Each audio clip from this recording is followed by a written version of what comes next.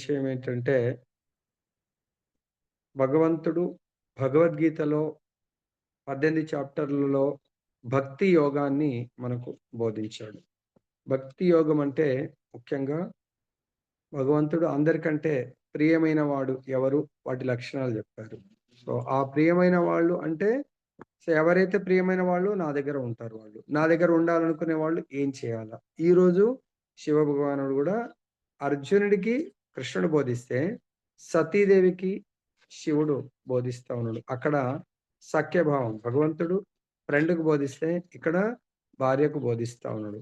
ఫ్రెండ్‌కి బోధించిన తర్వాత, అర్జునుడికి బోధించిన తర్వాత, నేను నువ్వు నన్ను గురువుగా స్వీకరించావు కాబట్టి, నేను గురువుగా నేనేం చేయాలనో నా ధర్మాన్ని చేశాను. ఏంటది? బోధనలు. So, rest of the thing నీ ఇష్టం ఇంక. నువ్వు పాటిస్తే దాని యొక్క రిజల్ట్ పొందుతావు. పాటించకపోతే నీ కర్మానుసారంగా 2 రిజల్టులున్నాయి. నేను చెప్పిన విధంగా నడుచుకుంటే నీ కర్మ నల్లిఫై అయిపోతుంది. జీరో అవుతుంది. లేదు, నా నిర్ణయం నాదే. నా సొంతంగా నా మనస్సు ఎట్లా చెప్తే నేను అలా వింటాను. నా జీవితానికి ఎవరి మాట నేను వినవలసిన అవసరం లేదు అంటే, నీ మనస్సుకు నువ్వు దాసుడివి, దాసురాలివైతే ఆ కర్మల్ని నువ్వే అనుభవించాలా? మనసు లేదు, ఏం లేదు అన్నీ గూడా భగవంతుడే. భగవంతుడి మనసు మాట నేను వినాలా? అనుకున్నప్పుడు నీ కర్మలన్నీ గూడా నల్లిఫై, జీరో అయిపోయి అప్పుడు ఎక్కడుంటాం మనం? భగవద్ రాజ్యంలో భగవంతుని సేవించుకుంటూ నిత్య ఆనందంలో జీవిస్తాము. ఇక్కడ గూడా శివుడు జెప్తున్నాడు, నేను చెప్పేది భగవంతుడి యొక్క సందేశాన్ని, భగవంతుడి బోధనలను నీకు వివరించడానికి ప్రయత్నం జేస్తున్నాను. నీవు ఆ బోధనలను సీరియస్‌గా తీసుకొని అనుసరిస్తే ఉద్ధరింపబడతావు. అనుసరించకపోతే దాని యొక్క కర్మ అంటే ఒక్కొక్కసారి ఈ బోధనను నెగ్లెక్ట్ చేస్తే, వాటిని పట్టించుకోకపోతే దేహ త్యాగము అంటే సూసైడ్ గూడా చేసుకోవాల్సిన పరిస్థితి ఎదురవుతుంది. మనం గూడా భగవంతుడు మనం ఏం జేస్తున్నామంటే దయసి మన ముందు కనబడుతున్నటువంటి వ్యక్తిని ఊహించుకుంటూ ఆయన బోధనను నేనెందుకు వినాలా అని అనుకుంటున్నామే తప్ప, ఈ బోధనలు శాస్త్రం భాగవతంలోంచి మనకు బోధిస్తున్నారు. భాగవతాన్ని అర్థం చేసుకోవడానికి. కాబట్టి ఇది నాకు చాలా చాలా మనకు టైమ్ మేనేజ్‌మెంట్‌లో నిన్నొచ్చింది. First quadrant. అవలిక మాత్రం ఇంపార్టెంట్ ఈరోజు వినండి చాలా శ్రద్ధగా. కాబట్టి మనకు అర్జెంట్, ఇంపార్టెంట్. మార్నింగ్ మన యొక్క 4-8 మన అర్జెంట్ అండ్ ఇంపార్టెంట్ కేవలం ఆత్మ కొరకు మీరు సమయం 24 గంటల్లో ఈ మార్నింగ్ 4 అవర్స్ దయచేసి ఈవినింగ్ ఒక 2 అవర్స్ అంటే 24 నుండి 24ని 4 భాగాలు విభజిస్తే యాక్చువల్‌గా అష్టయామం అంటే 3, 3 4 భాగాలు విభజిస్తే 6 నాలుగు 24 అట్‌లీస్ట్ ఒక 6 గంటలన్నా మనము ఆత్మ కొరకు కేటాయించండి. తర్వాత ఆత్మానందం కొరకు. యాక్చువల్లీ ఈ నిద్ర అనేది గూడా చాలా శుద్ధ సత్వం, విశుద్ధ సత్వంలో ఉన్న వాళ్ళకు వాళ్ళు ఈ నిద్రని గూడా జయించేస్తారు. అంటే మనమేదో దాన్ని మెకానికల్‌గా గాదు. మనం మానసికంగా ఆ స్థితికి ఎదిగితే ఇప్పుడు మహాయోగులు హిమాలయస్‌లో వాళ్ళు నిద్రపోరాళ్ళు. మరి వాళ్ళు గూడా శరీరమే గదా! ఈ శరీరం ఆ లెవెల్‌కు అంటే వాళ్ళకి ఆ పవర్స్ అంత కంట్రోలింగ్ వచ్చేస్తది. ఇమిటేట్ జేయగూడదు. మనం సాధన వల్ల సాధించే ప్రభుపాదుల వారున్నారు. సో, ఆయన శుద్ధ భక్తుడు ఆ స్థితికి ఎదిగాడు ప్రభుపాదుల వారు. ఎప్పుడు? ఆయన రోజు గృహస్థాశ్రమం ఉన్నప్పుడు 2 గంటలు పడుకోలేదు ప్రభుపాదుల వారు గూడా. సో, ఫ్యామిలీ లైఫ్‌లో ప్రభుపాదుల వారు గూడా 5-6 అవర్స్. కానీ ఎప్పుడైతే వానప్రస్థ సన్యాస జీవితం తీసుకున్నారో, అప్పుడు ప్రభుపాద్ తన యొక్క సూపర్ పవర్స్‌తో కేవలం ఎందుకు? ఫ్యామిలీ లైఫ్‌లో ఉన్నప్పుడు తన సమయమంతా ఫ్యామిలీకి కేటాయించేవాడు.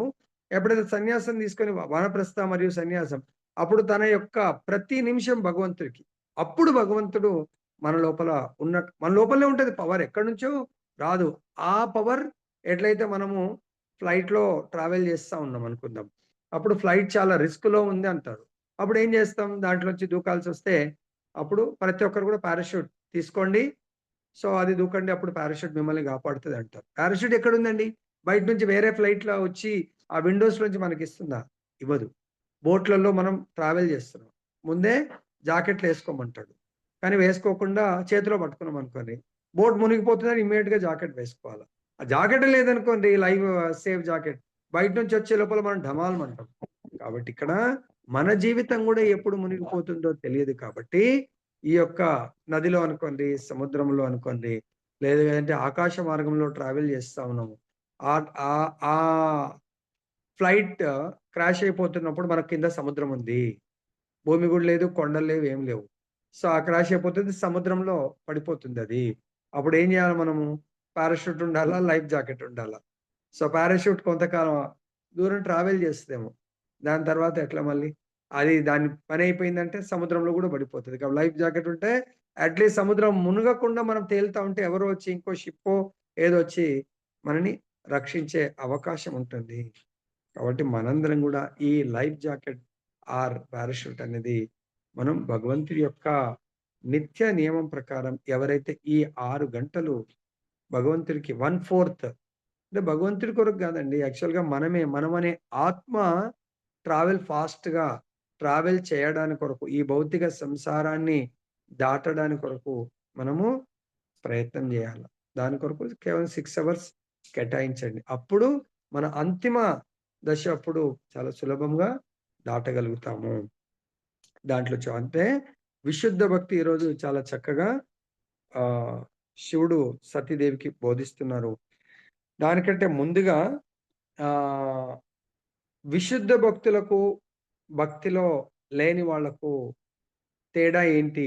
అంటే దక్షుడికి, శివుడి పట్ల ఉన్నటువంటి వైరము, ద్వేషానికి కారణం చెప్తున్నాడు. అంటే విశుద్ధ భక్తుల్ని మనం అంత సులభంగా అర్థం చేసుకోలేం.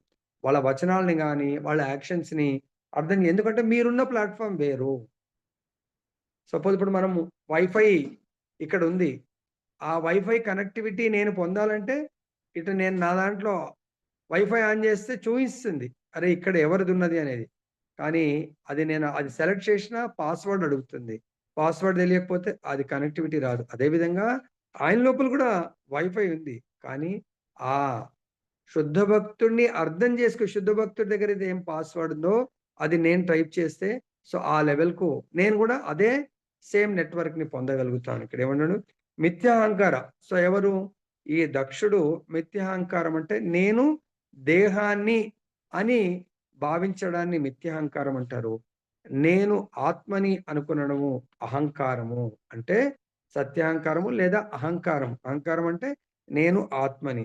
ఎవరైతే ఈ మిథ్యాహంకారం నేను దేహముని అని మానసికంగా మనసులో ఫిక్స్ అవుతారో, వాళ్ళు ఇంద్రియాల వల్ల మన ఇంద్రియాలతోనే మనకు దుఃఖం. అంటే భక్తుల నుంచి దూరం చేస్తుంది. ఏది? మిథ్యాహంకారం. ఆ భక్తుల యొక్క నిజమైనటువంటి ఐశ్వర్యం ఏంటి? భక్తుల దగ్గర ఉన్నటువంటి ఐశ్వర్యం భగవంతుడి యొక్క భక్తి, భగవంతుడి యొక్క ప్రేమధనము, భగవంతుడి యొక్క నామధనము, భగవంతుడి యొక్క కథామృత ధనము భక్తుల దగ్గర ఉంటది. ఆ ఐశ్వర్యాన్ని చూసి వాళ్ళు సహింపజేయలేరు. వాళ్ళు దాని పట్ల ఈర్ష్య చెందుతారు. ఎందుకు? వీళ్ళు ఆ శుద్ధ భక్తుడు ఏదైతే లెవెల్‌లో ఆత్మానుభవ స్థితిలో ఉన్నాడో దాన్ని అర్థం చేసుకోలేడు. సో, మరి అర్థం చేసుకోకుండా వాళ్ళు వాళ్ళని ద్వేషిస్తారు. శ్రీహరిని గూడా ద్వేషిస్తా ఉంటారు భగవంతుడిని. దానికి ఎగ్జాంపుల్ మనం చూసినట్టయితే హిరణ్యకశిపువు ఉన్నాడు. హిరణ్యకశిపు ఆయన రజోగుణంలో ఉంటాడు. రజోగుణంలో ఉండి రజోగుణానికి మాస్టర్ అయినటువంటి బ్రహ్మదేవుణ్ణి ప్రసన్నం చేసుకుంటాడు తన తపస్సు ద్వారా. అప్పుడు ఆ రజోగుణం అంటేనే భోగాలను కోరుకుంటుంది. సో, ఈ దేహ సుఖాలను కోరుకుంటుంది.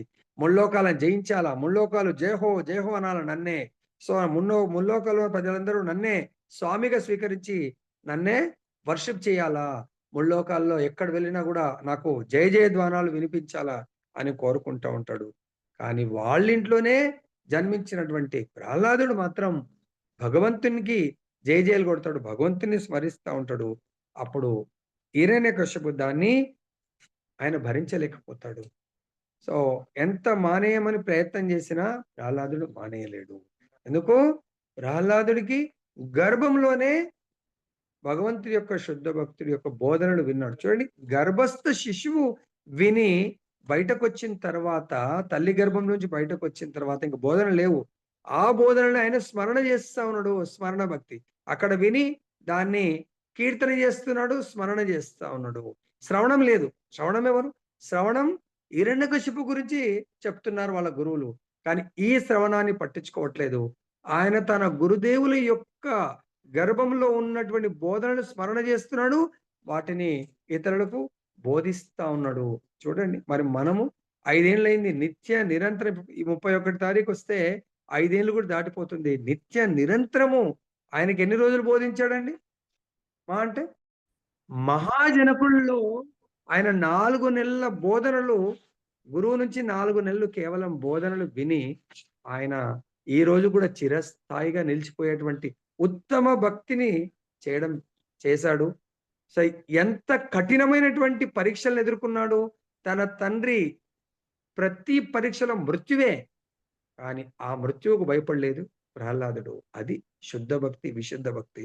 మనము 4 నెలలెక్కడ 4 నెలలు 120 రోజులు. ఈరోజు మనం దాదాపు ఒక్కొక్కరం ఎన్ని రోజులు వస్తుంది. కానీ, కానీ భగవద్గీతలో బోధించిన ప్రకారము 8.5, 8.6 సో మృత్యువు ఆసన్నమైనప్పుడు భగవంతుడి నామము తీసుకుంటే భగవద్ధామము ఖచ్చితంగా వెళ్తాము. భగవంతుని పొందుతాము. కాబట్టి any time it may happen. There is no problem. కాబట్టి మేబీ మా నాన్న విధించే శిక్ష ద్వారానే రావచ్చు. లేదంటే భగవంతుడి యొక్క ప్రకృతి వల్ల ప్రకృతి విధించేటువంటి శిక్ష ద్వారాన మృత్యువు రావచ్చు. కానీ ఏ విధంగా మృత్యు వచ్చినా కూడా మనకు కావాల్సింది భగవంతుని. ఇంకా నాన్న విధించినప్పుడే తెలుస్తుంది కదా. కొరడాలతో కొట్టి చంపేయండి. ఓకే ఇంకా now I am going to face my మృత్యు. కాబట్టి best let me chant Narayana నామస్మరణం. కొండ మీదకి వెళ్ళి పడేస్తూ తోసేస్తున్నారు. ఖచ్చితంగా చనిపోతాను. ఓకే ఇంకేముంది హాయిగా హరే కృష్ణ కృష్ణ కృష్ణ హరే హరే హరే రామ రామ రామ హరే. 5 సంవత్సరాలు బతికితేంది, 100 సంవత్సరాలు, 50 సంవత్సరాలు ఏంది 100. సో ఎప్పుడైనా ఎగ్జామ్ రాయాలా బెస్ట్. నేను ఇప్పుడు ఫుల్ కండిషన్ లో, ఫుల్ మెంటల్ గా, ఫిజికల్ గా కండిషన్ ఉన్నప్పుడు మా నాన్న నాకు వరాన్ని ప్రసాదిస్తున్నాడు, మృత్యువిని నాకు ప్రసాదిస్తున్నప్పుడు ఇంకా మా నాన్న చాలా నాకు మేలు చేస్తున్నాడు అనుకొని నాన్ననేమి నిందించట్లేదు ఆయన. ఓకే విష సర్పాలు, కాలకుట విష సర్పాల్లో పడేసి ఆహా మా నాన్న ఎంత గొప్పవాడు, నాకు భగవంతుడి నామస్మరణతో మృత్యువుని పొందే మహద్భాగ్యాన్ని కల్పిస్తున్నాడని ఆ రూమ్ లోకి తోసే నాన్న నేను వెళ్ళని అనట్లేదు ఆయన. సంతోషంగా హరే కృష్ణ కృష్ణ కృష్ణ హరే హరే హరే రామ రామ రామ హరే. అన్ని పాములు కలిపి ఒకేసారి కాటు వేస్తే క్షణంలో చనిపోవచ్చు. కానీ ఆ క్షణంలో, ఆఖరి క్షణంలో భగవంతుడి నామాన్ని తీసుకుంటాడు. ఎందుకు? నారద మునీంద్రుల వారు చెప్పారు, నువ్వు శ్వాస ఎలా ఇంపార్టెంటో, నువ్వు మేల్కొన్నప్పుడు అంటే నిద్రపోయినప్పుడు ప్రతి నిమిషంలో ఆ భగవంతుడి యొక్క నామాన్ని తీసుకో. కానీ ఇక్కడ దక్షుడు అటువంటి శుద్ధ భక్తుడిని అర్థం చేసుకోలేకపోయాడు దక్షుడు. ఎందుకు? శివుడు భగవంతుడితో ప్రత్యక్ష సంబంధంతో కలిగి ఉన్నాడు. కాబట్టి ప్రత్యక్ష సంబంధంతో ఉన్న వాళ్ళకు ఏం దొరుకుతుంది? మొత్తం భగవత్ కృప వల్ల అందరి మధ్య, అందరికంటే కూడా గొప్ప గౌరవాన్ని ఇవ్వడం జరుగుతుంది. భగవంతుడు ప్రసాదిస్తాడు. మనం కోరుకోవాల్సిన అవసరం భగవంతుడు. కానీ ఆ గౌరవాన్ని అతను జీర్ణించుకోలేకపోతా ఉన్నాడు. అదే విధంగా మనం చూసినట్టయితే ఇంకొకరు ఎగ్జాంపుల్ రావణుడు రజోగుణంలో ఆయన ప్యాషనెటిక్గా ఉంటాడు. తర్వాత విభీషణుడు శుద్ధ సత్వంలో ఉంటాడు. ఆ విభీషణుడు శుద్ధ సత్వంలో ఉన్నాడా లేదా ఎట్లా తెలుస్తుంది మనకు? ప్రహ్లాదుడు అంటే స్మరణ. సో ఆయన కూడా రాక్షస కుటుంబంలోనే పెరుగుతున్నాడు. కానీ ఆయన భగవంతుని నామాన్ని ఎప్పుడు మరవట్లేదు. విభీషణుడు అదే ఫ్యామిలీలో ఉన్నాడు. కానీ రాముడి యొక్క నామాన్ని జపించడము, తన ఇల్లు మొత్తం రామమయం చేశాడు. సో అది ఎవరో వెళ్ళి రావణుడికి, అరే నువ్వు నీ తమ్ముడికి ప్రతిదీ సలహా తీసుకుంటా ఉంటావు, ఆయన చెప్పిన మాటనే నువ్వు వింటావు. కొంతమందికి ఈర్ష్య ఉంటది కదా. రావణుడు ఈ రాముడి యొక్క, సీతమ్మ వారి యొక్క ఈ విషయం జరగనంత వరకు ప్రతి విషయంలో కూడా విభీషణుడు సలహా తీసుకొని దాన్ని యాక్సెప్ట్ చేసేవాడు. అంత గొప్పవాడు విభీషణుడు. తెలుసు ఆయన హానెస్ట్, ఆయన చెప్పే ప్రతి సజెషన్ కూడా చాలా పర్ఫెక్ట్ ఉంటుంది. భక్తుడు కాబట్టి తెలుసు ఆయనకు, ఆయన చాలా నిష్టగా ఉంటాడు, హానెస్ట్ గా ఉంటాడని. కానీ ఎప్పుడైతే సీతమ్మ వారిని తీసుకొచ్చాడు, తర్వాత రాముడు యుద్ధానికి వస్తున్నాడు అన్నప్పుడు విభీషణుడు కూడా చెప్తాడు వద్దు అన్నప్పుడు, అప్పుడు కొంచెం విరోధి అవుతాడు. ఎట్లయితే దక్షుడికి శివుడు విరోధి అయిపోయాడో, సో రావణాసురుడు, రామచంద్రుడు శత్రువులైపోయారు. విభీషణుడు కూడా రాముడికి ఫేవర్ చేస్తున్నాడని విని ఆయన ఒకసారి ఎవరో చెప్తారు, వాళ్ళ ఇంట్లో అంతా రామ అని రాశాడు. నువ్వేమో ఆయనని నీ యొక్క శ్రేయోభిలాషి, నా తమ్ముడు అనుకుంటున్నావు. నువ్వు వెళ్లి చూడంటే వచ్చి చూస్తే నిజంగానే ఇంటి నిండా కూడా రామ రామ రామ రామ అని రాసి పెట్టుకొని ఉన్నాడు. అరే అని చాలా క్రోధానికి గురవుతాడు. ఏంటి విభీషణ్, నువ్వు నా శత్రువు యొక్క నామాన్ని మొత్తం ఇల్లంతా రాసి పెట్టుకున్నావు అంటే, అన్నా క్షమించు, ఇది నీ శత్రువు నామం కాదు. నేను మీ నేను నా యొక్క ఆ, ఆత్ నా యొక్క బంధువు అయినటువంటి, బంధువులలో ఉన్నత బంధువు అయినటువంటి నీ యొక్క నామము మరియు నా వదిన గారైనటువంటి మండోదరి మా అంటే మండోదరి ఇద్దరి ఫుల్ పేరు రాయకుండా రాసుకున్నానన్నా అంటే చాలా ప్రసన్నమవుతాడు ఆయన. అంటే చూడండి, తెలివి, ఆ భక్తుల తెలివి, ప్రెజెన్స్ ఆఫ్ మైండ్ ఆ సందర్భంలో ఎలా పనిచేస్తుంది. అప్పుడు అరే ఇది చాలా బాగుంది కదా, మొత్తం లంక అంతా కూడా రామ రామ అని రాపిచ్చేయండి అంటే, భక్తులు అభక్తుడితో కూడా భగవన్ నామాన్ని పలికిపించేటువంటి ఈ ఉత్తమమైనటువంటి టెక్నిక్ అన్నట్టు. అర్థమైందా? సో కాబట్టి ఇక్కడ ఏం చెప్తున్నారంటే, దక్షుడు ఆ విధంగా ఆయన, మనకు ఎవరైనా విరోధులు ఉన్నారనుకోండి, వాళ్ళ గురించి మన మనసులో, మనం అంటే మన ఆత్మలో మెకానిజం నడవదు. సో ఆ ఆత్మని తప్పుదో పట్టించడానికి కొరకు ఈ మన మనస్సు, ఇంద్రియాలు రాంగ్ డైరెక్షన్ లో వెళ్తా ఉంటాయి. అర్థమైందా? సో అప్పుడు ఏమవుతుంది, కొన్నిసార్లు మనము ప్రభుజీ మరి ఆత్మనే కోరుకుంటుంది కదా అంటే, ఆత్మ సహజంగా భగవంతుని సేవ కోరుకుంటుంది. అసహజంగా, అన్యాచురల్ గా మనకు భౌతికాన్ని కోరుకుంటా ఉంటుంది. ఎప్పుడైతే భౌతికము అన్నప్పుడు భౌతికత్వంలో సామిత్వం ఉంటుంది, ఆధ్యాత్మికంలో ఏముంటుంది, దాస్యత్వం ఉంటుంది. రెండు, ఇదే ఆత్మ భౌతికం కోరుకున్నప్పుడు నన్ను అందరూ స్వామిగా యాక్సెప్ట్ చేయమంటారు, కోరుకుంటుంది. ఇదే ఆత్మ సపోజ్ ఆధ్యాత్మికం కోరుకున్నప్పుడు న్యాచురల్ స్థితి, అది దాస్యత్వం. నేను దాసుని, దాసురాల్ని. దాసురాలు అన్నప్పుడు ఇతరులు ఏమని అంటే కూడా మనం పట్టించుకునేది ఏముంటుందండి, అది మనము ఒక టెస్టింగ్ అని చెప్పేసి, అమానినా మానదేనా కీర్తనీయ సదాహరి. నేను గౌరవాన్ని కోరుకున్నప్పుడు నా కీర్తనకు అది అడ్డంకిగా మారుతుంది. మర్యాదలను కోరుకున్నా, గౌరవాన్ని కోరుకున్నా, సో ఇతరుడు నన్ను యజమానిగా స్వీకరించాలని కోరుకున్నప్పుడు అది నా యొక్క ఆధ్యాత్మిక పురోగతికి బాధగా అది నిలుస్తుంది. కాబట్టి ఇక్కడ దక్షుడు ఈ యజ్ఞవాటిక దగ్గర ఆ ప్రవేశించినప్పుడు శివుడు, ఇక్కడ వచ్చిన ప్రాబ్లం వల్ల మిగతా అక్కడ సభలో ఉన్నటువంటి వాళ్ళందరూ కూడా లేచి నిలబడ్డారు. కేవలం బ్రహ్మ అయితే తండ్రి కాబట్టి ఓకే, ఎక్స్క్యూజ్ చేశాడు. కానీ శివుణ్ణి ఎక్స్క్యూజ్ చేయలేకపోతున్నాడు. ఎందుకు? శివుడు నాకంటే చిన్నవాడు. అంటే భౌతికంగా మనం క్యాలిక్యులేషన్ చేస్తూ ఉంటాం, దేహపరంగా, దేహ బంధుత్వంతో. దేహ బంధుత్వం ఏంటి, ఆయన నాకు అల్లుడు, నా కూతురు యొక్క భర్త కాబట్టి ఆయన నాకు మర్యాద ఇవ్వవలసిందే, నాకు దండవత్ ప్రణామం చేయవలసిందే అని చెప్పేసి ఆయన ఆ శివుణ్ణి ఆ విధంగా కోరుకుంటా ఉన్నాడు.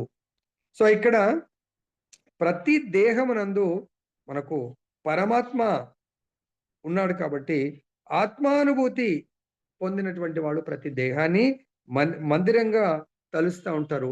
వాళ్ళు ఈ దేహాన్ని భౌతికంగా భావించరు. ఎవరు? ఆత్మానుభూతి అంటే శుద్ధ భక్తులు.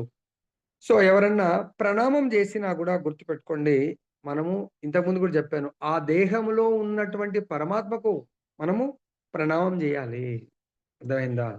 సో కాబట్టి మనందరం కూడా ఆ పరమాత్మ యొక్క దాసులము. కాబట్టి ఇక్కడ శివుడు కూడా ఆ భగవంతుడి యొక్క ధ్యానంలో ఉండడం జరిగింది. ఈవెన్ శివుడు ఒకవేళ చూసి ఉంటే ప్రణామం కూడా చేసేవాడేమో, ఆయనకు పెద్ద పట్టింపు ఏం లేదు. కానీ ఆయన భగవంతుడికి వందనాలు అర్పిస్తున్నాడు. ధ్యానం అంటే ఏంటి? భగవంతుని ప్రేయర్ చేయడము, భగవంతుని తలుచుకోవడము.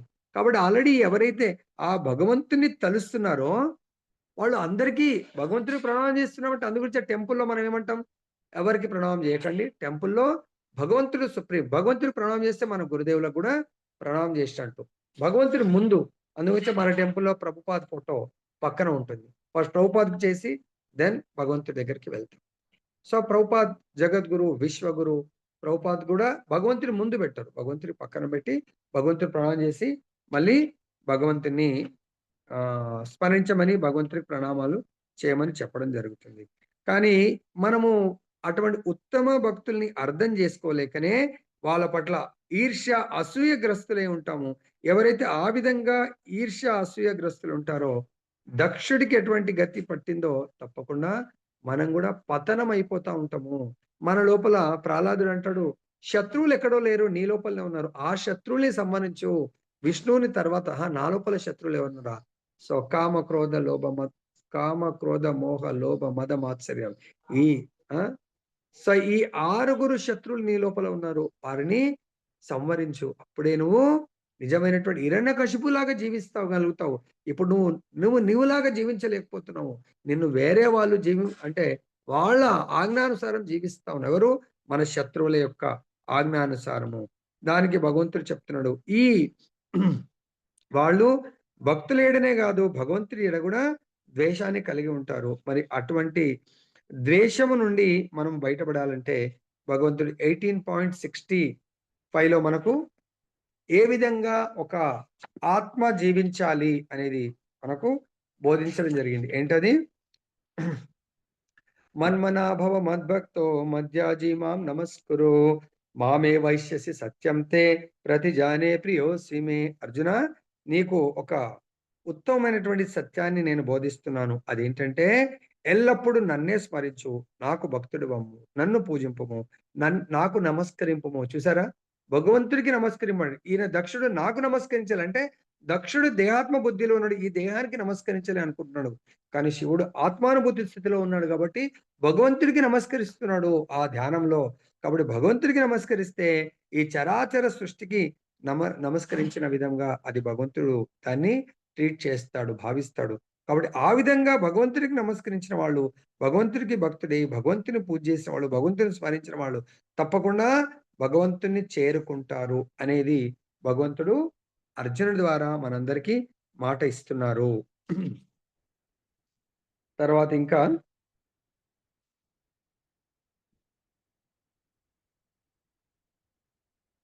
సో, ఇక్కడ భగవంతుడు నెక్స్ట్ శ్లోకంలో చెప్తున్నారు. శివ భగవానుడు బంధుమిత్రులు అంటే ఆయన యొక్క మనం గూడా ఎక్కడైనా వెళ్ళినప్పుడు ఈ ఇగోస్ వస్తా ఉంటాయి అన్నట్టు. ఏది?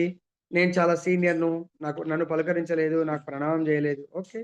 కొన్నిసార్లు చెయ్యరు. There is no problem. మనం కథామృతం జరుగుతా ఉంటుంది. అలానే వెళ్లి కూర్చుంటా ఉంటాం. అరే! ఇదేంటి ప్రభుజీ, మాతాజీ నాకు ప్రణామం చేయట్లేదు. No problem. First thing, temple హాల్‌లో వరుసలో మనం ప్రణామం చేసుకోవాలా. భగవంతుడే సర్వస్వము. ఆధ్యాత్మిక స్థాయిలో నెలకొనిన వారులు వివేకవంతులై ఆ వందనమును దేహమునందున పరమాత్మునికే అర్పింతురు. సపోజ్ మనకు కూడా ఎవరైనా వందనం చేస్తా ఉంటే దయచేసి అవి భగవంతుని వేడుకోవాలి. ప్రభు, నేను ఈ వందనాలు స్వీకరించడానికి నాకు అర్హత లేదు. కాబట్టి వీళ్ళు నాకు ప్రణామం చేస్తున్నారు. కానీ ఆ ప్రణామాలను మీరు స్వీకరించండి. ఎందుకంటే మనం స్వీకరించడానికి ప్రయత్నం చేస్తే మన లోపల ఈగోస్, నేను ఇంత గొప్పవాడిని, పలానా వాళ్ళు చేశారు, వీళ్ళు చేయలేదు. ఎలా అయితే దక్షుడు భావిస్తున్నాడో మనం కూడా దక్షుడిగా మారిపోతాం. కాబట్టి దయచేసి దక్షుడిగా మారితే పతనం అవుతుంది. సో, శివ భగవానుడి యొక్క అనుచరులు ఎలా ఉంటారో ఆ విధంగా అనుచరులు శివ భగవానుడి యొక్క కాన్షియస్ ఎలా ఉందో ఆ విధంగా మారండి. ఇక్కడ ఏం చెప్తున్నా ఈ శ్లోకంలో, వైష్ణవులందరూ కూడా గురువుకు నమస్కారం చేస్తా ఉంటారు. గురువు కూడా సమ్ టైమ్స్ ఇమ్మీడియేట్‌గా తన శిష్యులకు ప్రణామం చేస్తారు. అక్కడ శిష్యులు ప్రభుజీ, ప్రభుజీ, శిష్యుడు అక్కడ భావించాలా, గురువుగారు నాకు కాదు చేస్తుంది, నా లోపల ఉన్నటువంటి పరమాత్మకు ప్రణామం చేస్తున్నాడు. నేను గూడా ఆ గురువుగారి దేహం గాదు. గురువుగారి లోపల ఉన్నటువంటి పరమాత్మకు, ఆ పరమాత్మ ప్రతినిధి అయినటువంటి గురువుగారి యొక్క పవిత్రాత్మకు ప్రణామం చేస్తున్నాడు. కానీ గురువుగారు ఒకవేళ తిరిగి ప్రణామం చేస్తే మనం, అరే! మా గురువుగారికి ఇంత గూడా జ్ఞానం లేదు. ఇంత జ్ఞానం చెప్తాడు గానీ శిష్యులకు ప్రణామం. కొన్నిసార్ల మనం ప్రణామం చేస్తాము. కొన్నిసార్లు చేయకున్నా కూడా మనసులో అన్నా గురువుగారు తప్పకుండా వందనాలు, ప్రణామాలు చేసే అవకాశం తప్పకుండా ఉంటుంది. చేయాలి గూడా. అలా ఎందుకు? వారి లోపల ఉన్నటువంటి పరమాత్మని గౌరవించడానికి కొరకు. దీంట్లో మనకు 'నెక్టర్ ఆఫ్ ఇన్‌స్ట్రక్షన్స్‌లో' మీరు ఒకవేళ మీ దగ్గర బుక్ ఉంటే ఈ బుక్కు దాంట్లో 5వ శ్లోకంలో 51వ ఎవరిని వైష్ణవులంటారు, తర్వాత వాళ్ళకు మనం ఏ విధంగా ప్రణామాలు చెయ్యాలి అనేది 51 పేజీలో చాలా చక్కగా వివరిస్తున్నారు రూప గోస్వాముల వారు. 3 రకాలటువంటి ఈ భక్తిమయ జీవితంలో వ్యక్తులుంటారు. ఒకరు కనిష్టాధికారి, మధ్యమాధికారి, ఉత్తమాధికారి. కనిష్టాధికారి అంటే ఆధ్యాత్మిక ఆచారం నుండి హరినామ దీక్షను గ్రహించి భగవంతుడి యొక్క పవిత్ర నామాన్ని జపించడానికి ప్రయత్నించే వారిని నూతన భక్తులంటారు. వాళ్ళని కనిష్టాధికారులంటారు. అటువంటి వారు మనకెప్పుడన్నా తారసపడ్డప్పుడు, ఎదురైనప్పుడు వాళ్ళని మనస్సులో అన్నా మనము తప్పకుండా ఆదరించాలి. అరే! వైష్ణవుడు నాకు తారసపడ్డాడు, ఎదురయ్యాడని. తర్వాత వాళ్ళకంటే ఇంకా ఉత్తమమైనటువంటి స్థితిలో ఉన్నటువంటి ఉత్తమాధికారి ఆధ్యాత్మిక ఆచరణ మంత్రదీక్షను పొంది అతని ద్వారా భగవంతుని భక్తియుక్త సేవలో నిరంతరము నిమగ్నుడైన వారిని మధ్యమాధికారి అంటారు. ఇంకా ఆయన కంటే ఉత్తమ సేవలో ఎవరైతే ఉంటారో, భక్తియుక్త సేవలో మిక్కిలి అభివృద్ధి సాధించిన వానిని ఉత్తమాధికారి లేదా ఉత్తమ భక్తుడంటారు. ఉత్తమాధికారి ఇతరులను ఎప్పుడు నిందించడు. అతని హృదయం పవిత్రంగా ఉంటుంది. అతడు శుద్ధమైన కృష్ణ చైతన్య స్థితి అనుభవించేవాడై ఉంటాడు. శ్రీల రూప గోస్వామి అటువంటి మహా భాగవతుని లేక శుద్ధ వైష్ణవుని సేవను, సాంగత్యాన్ని ఎల్లప్పుడూ ఆశించాలి అని అంటున్నారు.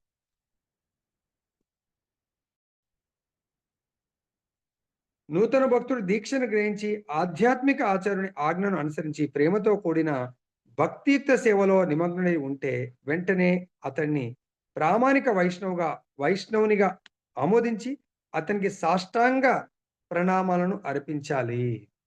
అటువంటి చాలా మంది వైష్ణవుల్లో ఎవరైతే నియమాలను అనుసరించి నిర్దేశింపబడినన్ని సార్లు జపమాలతో భగవన్నామం జపించడంలోను, కృష్ణ చైతన్య ఉద్యమాన్ని వ్యాపింపచేయడం ఎలా అని ఎల్లప్పుడూ ఆలోచించడంలోను, నియమ నిబంధనలన్నింటినీ శ్రద్ధగా అనుసరిస్తూ భగవంతుని సేవించడంలో తీవ్రంగా నిమగ్నుడై ఉంటాడో అట్టి వైష్ణవుని ఉత్తమాధికారి అయిన మహాభక్తునిగా అంగీకరించి అతని సాంగత్యాన్ని వాంఛించాలి. ఏం చేయాలంట? సో, కాబట్టి ఆ విధంగా వందనములు మనం వైష్ణవుడు ఎదురైనా, ఆచార్యులు ఎదురైనా ఏమంటారు? మన శుద్ధ భక్తిలోకి ముందుకెళ్ళాలంటే ఫస్ట్ థింగ్ మనకు శ్రద్ధ ఉండాలా. శుద్ధ భక్తిని చేయాలనేది. శ్రద్ధ ఎవరికైతే ఉంటుందో వాళ్ళకు భగవంతుడు సాధు సాంగత్యం కల్పిస్తాడు. నాకు సాధు సాంగత్యం పట్లనే శ్రద్ధ లేనప్పుడు ఇంకా శుద్ధ భక్తి చాలా దూరం మాట. సాధు సాంగత్యం మస్ట్. ప్రభుపాద చెప్తున్నారు మస్ట్. 100% సాధు సాంగత్యం. ఇప్పుడు నిత్య నిరంతరము సాధువుల సంఘంలోనే జీవించాలా నేను. నేను నా ఫ్యామిలీ అందరం సాధు సంఘంలోనే జీవించాలా. ఏమవుతుంది సాధు సంఘంలో? భజన క్రియ జరుగుతుంది. అంటే భగవంతుడి యొక్క నామ రూప గుణ లీలల శ్రవణ కీర్తన జరుగుతుంది. దానివల్ల నాకేం జరుగుతుంది? నా లోపల open heart surgery, kidney transplantation జరుగుతుంది. అంటే నా లోపల కామ, క్రోధ అంటే 6 రకాలైనటువంటి ప్లాంటేషన్ వాటిని రిమూవ్ చేయడం జరుగుతుంది. డేంజరస్ క్యాన్సర్ ఈ 6. కామము, క్రోధము, మోహము, లోభము, మదము, మాత్సర్యం వీటన్నిటి కంప్లీట్ ఎరాడికేట్ చేయాలా. మన లోపల ఇంకా ఉన్నాయి. ఇంకెక్కడ శుద్ధ భక్తి అండి? లేవా మన లోపల? ఇప్పుడు మీకు ఎంత కోపం వస్తుందో నాకు తెలియదు. సరే ప్రభుజీ అందరి ముందు నేనేం అనట్లేదు. ఉన్నాయా లేదా చెప్తున్నా. ఈ 6 రకాల వాటిని జీరో చేయాలా. అర్థమైందా? సో, ఒకటి జీరో చేయనంత వరకు మనము శుద్ధ భక్తిలో ముందుకు వెళ్ళలేము. కాబట్టి ప్రతి ఒక్కరు కూడా ఎన్నో సార్లు చెప్పాను. వైష్ణవుడు దేహాన్ని దేవాలయంగా భావించండి. గృహాన్ని గుడిగా మలచండి. దీనికి మలచాలంటే గుడినంటే మనం అనుకోవచ్చు ప్రభు మేము చాలా అలంకరణ చేస్తున్నాం, అది చేస్తున్నాం, చక్కగా ఇది చేస్తున్నాం. ఈ దేహము దేవాలయంగా ఎప్పుడు మారుతుంది? శుద్ధ భక్తుల సాంగత్యం వెళ్ళినప్పుడు దీని యొక్క లోపల ట్రాన్స్‌ప్లాంటేషన్ లోపల ఉన్నటువంటి మలినాలు తొలగిపోతాయి. భజన క్రియ ద్వారా అనర్థ నివృత్తి జరుగుతుంది. అనర్థ నివృత్తి జరిగినప్పుడు మాత్రమే నిష్టగా భగవంతుని సేవించగలుగుతాం.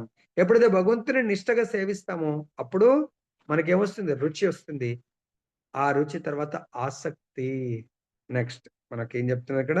ఇప్పుడు విశుద్ధ సత్వగుణ స్థితి అందు నేను సదా వాసుదేవునికి వందనములు అర్పించుచుందును. అంటే నా యొక్క దక్షుడు మామగారు నేను వాసుదేవుడు వందనాలను అర్పిస్తే ఆయన అబ్జర్వ్ చేయలేదు. ఎందుకు? ఆయన అబ్జర్వేషన్ అంతా కూడా ఎప్పటికి ఇది తీసేయండి ప్రభుజీ. ఆయన అబ్జర్వేషన్ భౌతికము. నేను ఇంత గొప్పోడిని, వాళ్ళు అలా ఉన్నారు, వీళ్ళు ఇలా ఉన్నారు. ప్రతి ఒక్కడు ఎక్కడ వెళ్ళినా నాకు రెస్పెక్ట్ చేయాలా? మరి ఆయన వాళ్ళకి రెస్పెక్ట్ చేయాలనా వద్దా తెలియదు. అర్థమైందా? కానీ నేను మాత్రం వాసుదేవునికి అంటే ఆ భగవంతుడికి వందనాలు అర్పిస్తున్నాను. భక్తి భావనమే విశుద్ధ సత్వగుణ స్థితి.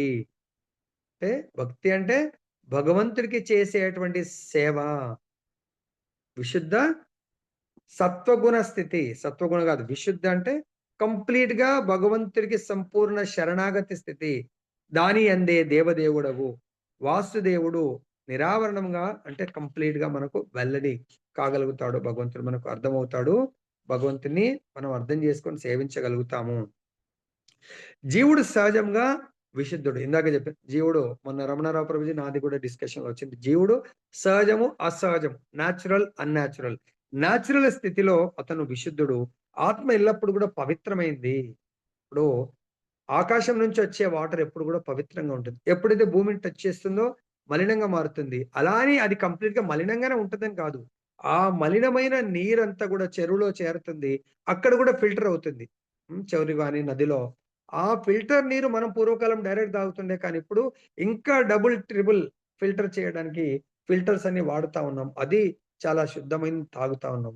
అదే విధంగా మనందరం కూడా వర్షము నీరు భూమిని తాకినట్టుగా మనము ఈ భౌతిక దేహం అనే మలినాలతో కూడుకున్నటువంటి ఏ మలినాలు? త్రిగుణాలు.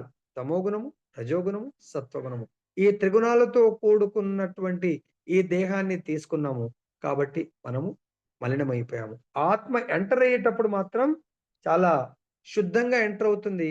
కానీ ఎప్పుడైతే తల్లి గర్భాన్ని అంటే తండ్రి లోపలికి పలానా ఇంక నువ్వు తండ్రి ద్వారా తల్లి లోపలికి ఎంటర్ అవ్వాలా గర్భంలోకి అన్నప్పుడే, ఆ సెలక్షన్ అప్పుడు మన కోరికలు అప్పుడు ఇంద్రియార్థాలు అప్పుడు ప్రకటమవుతాయనండి. ఎట్లయితే మన ఫ్లైట్ క్రాష్ అయ్యేటప్పుడు మనం బయట దూకినప్పుడు హెలికాప్టర్‌ని రెడీ చేస్తామో, అప్పుడు ఈ ఆత్మ పలానా దేహాన్ని అంటే నా గుణాలు, కర్మలు, నా కోరికలు బట్టి అలాంటి తండ్రి ద్వారా అలాంటి అవునండి. తల్లిలాగున్నాడండి.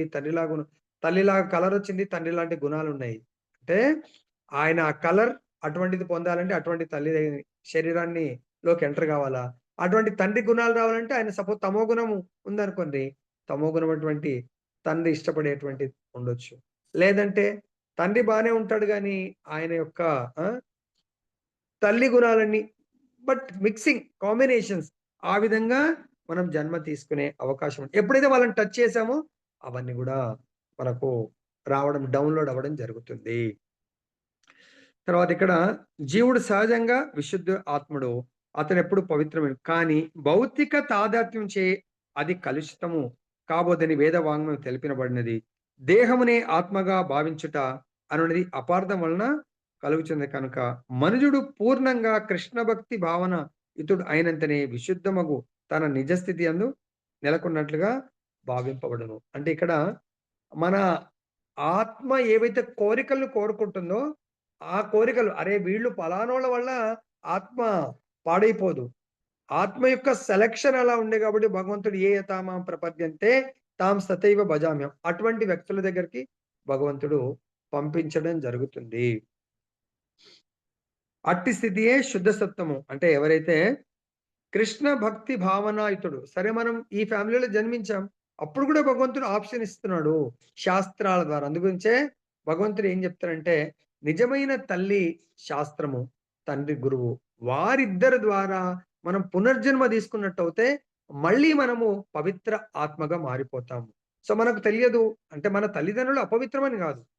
వాళ్ళు లైక్ ఎట్లయితే ఇప్పుడు కలర్ పెయింట్ షాప్‌లో ఒక మెషిన్ ఉంటదండి. ఆ మెషిను అన్ని కలర్స్‌కి ఒక్కొక్క మెషిన్ ఉంటదా? ఉండదు. ఒకే మెషిన్‌లో ఏ కలర్ అన్నా వాళ్ళు ఆ కంప్యూటర్ ప్రోగ్రామ్ ద్వారా మిక్సింగ్ జేసి ఇచ్చేస్తారు. అలానే తల్లి, తండ్రి అనే ఆత్మలు పవిత్రము.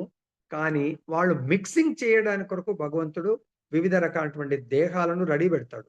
మనం పలానా కోరికలు నెరవేర్చుకోవడానికి అంటే పలానా కలర్ గావాలంటే షాపులలో అన్ని కలర్ మిక్స్ చేయగలుగుతారు. మనం బోయి ఆ కోడింగ్ సెలెక్ట్ చేసుకుంటే కలర్ ఇచ్చినట్టుగా మనం భగవంతుడిని మనమని ఆత్మ లాస్ట్ లైఫ్‌లో నా కోరికలుండే కాబట్టి కృష్ణ నాకు ఆ కోరికలు నెరవేర్చుకోవడానికి రిలేటెడ్ తల్లి, తండ్రి అంటే ఆ మిక్సింగ్ చేసేటువంటి వారినివ్వండి అంటే భగవంతుడు అటువంటి వాళ్ళ దగ్గర పోస్టింగ్ జేస్తాడు. కానీ దాని ద్వారా ఎంతో బాధలను, దుఃఖాలను అనుభవిస్తారు. చిన్నప్పుడే పాపం ఆ పిల్లల్ని చక్కగా చూసుకోకుండా చాలా అష్ట కష్టాలు ఎందుకంటే కొన్నిసార్లు తండ్రులు చూడొచ్చు ఫుల్ డ్రంక్ ఆడుంటాడు. కొన్నిసార్లు తల్లి ఇగ వాళ్ళది నానా దుర్భరంగా ఉంటుంది. కానీ పిల్లలు చాలా ముద్దుగా చాలా బావుంటారు. మరి వాళ్ళ పరిస్థితి ఏంటి? వాళ్ళు కోరుకున్నది అటువంటిది. చిన్నప్పుడు చాలా మంచిగున్నారు. వాళ్ళు గూడా ఒకవేళ శుద్ధ భక్తుడి యొక్క సాంగత్యం నారదుడున్నాడు, దాసీపుత్రుడు. మరి కేవలం శుద్ధ భక్తుల యొక్క 4 నెలలు సాంగత్యం తీసుకోంగానే ఆయన నెక్స్ట్ జన్మలో నారద జన్మగా పొందే అవకాశం వస్తుంది. ఇక్కడ గూడా శుద్ధ సత్వం ఆ విధంగా భౌతిక గుణములకు పరమైనది. శుద్ధ సత్వ గుణస్థితి ఆంతరిక శక్తి యొక్క ప్రత్యక్ష నిర్దేశంలో నిలిచినది. శుద్ధ సత్వం అంటే భగవంతుడి యొక్క ఆంతరింగిక శక్తి అంటే రాధారాణి లేదంటే యోగమాయ యొక్క పర్యవేక్షణలో ఉంటుంది శుద్ధ సత్వగుణము. కాబట్టి ఆత్మ గూడా suppose to be under the guidelines of భగవంతుడి యొక్క ఇంటర్నల్ పొటెన్సీ. కానీ మనము బహిరంగ పొటెన్సీ భ భగవంతుడి యొక్క బహిరంగ శక్తి అండర్‌లో ఉండాలని కోరుకుంటా ఉంటాం. దానివల్ల మనకు ఏమొస్తుంది? జన్మ, మృత్యు, జరా, వ్యాధి, దుఃఖ, దోషానుదర్శనం. సో, జన్మము, మృత్యువు, ముసలితనం వ్యాధులు భగవంతుడి యొక్క బహిరంగ శక్తి వల్ల వస్తుంది. కానీ దాని నుంచి ముక్తి పొందాలంటే భగవంతుడి యొక్క ఆంతరంగిక శక్తి ద్వారా మనము దాన్ని పొందగలుగుతాము. దానికి భగవంతుడు అనన్య భక్తి ఎవరైతే 14వ అధ్యాయము భగవద్గీత 26వ శ్లోకంలో చెప్తున్నారు. మాంచయ యో వ్యభిచారేణ భక్తి యోగేన సేవతే సగుణాన్ సమతీతైతాన్ బ్రహ్మ భూయాయ కల్పతే. భగవంతుడి యొక్క శుద్ధ సత్వం అనేది దివ్యమగు స్థితి. అది వసుదేవ అంటే భగవంతుడి యొక్క శుద్ధ సత్వ స్థితిని వసుదేవ అని కూడా పిలుస్తా ఉంటారు. కాబట్టి వా వసుదేవుడు శుద్ధ సత్వం, దేవకి వసుదేవుడు శుద్ధ సత్వంలో ఉంటారు. కాబట్టి శుద్ధ సత్వ స్థితిలో ఉన్నటువంటి వాళ్ళకు భగవంతుడు అవతరిస్తాడు.